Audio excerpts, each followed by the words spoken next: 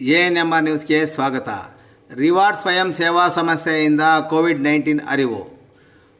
COVID-19 ಹಿನ್ನೆಲೆಯಲ್ಲಿ ಸಾರ್ವಜನಿಕರಿಗೆ corona virus ಮತ್ತು ಸಾಂಕ್ರಾಮಿಕ ರೋಗಗಳ ನಿಯಂತ್ರಣಕ್ಕಾಗಿ ಎಲ್ಲರೂ ಒಗ್ಗಟ್ಟಿನಿಂದ ಸಹಕರಿಸಬೇಕು ಎಂದು ರಿವಾರ್ಡ್ ಸ್ವಯಂ ಸೇವಾ ಸಂಸ್ಥೆಯ ಕಾರ್ಯನಿರ್ವಾಹಕ ನಿರ್ದೇಶಕ ಎನ್ ಹರಿಪ್ರಸಾದ್ ಕರೆ ನೀಡಿದರು.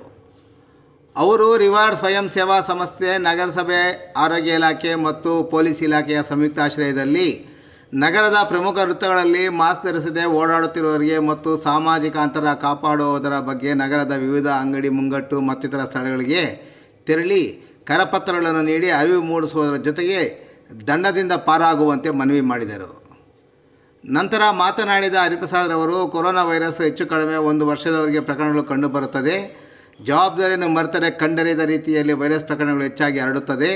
ಆದ್ದರಿಂದ ಎಲ್ಲರೂ ಸಾಮಾಜಿಕ ಅಂತರ ಕಾಪಾಡಿಕೊಂಡು ಪ್ರತಿಯೊಬ್ಬರೂ ಮಾಸ್ಕ್ ಹಾಕಿಕೊಳ್ಳುವುದು, ಕೈ ತೊಳೆಯುವುದು ಸೇರಿದಂತೆ ಸರ್ಕಾರದ ಆದೇಶಗಳನ್ನು ಕಟ್ಟುನಿಟ್ಟಾಗಿ ಪಾಲಿಸಿದರೆ ಎಲ್ಲರಿಗೂ ಒಳಿತಾಗುತ್ತದೆ ಎಂದರು.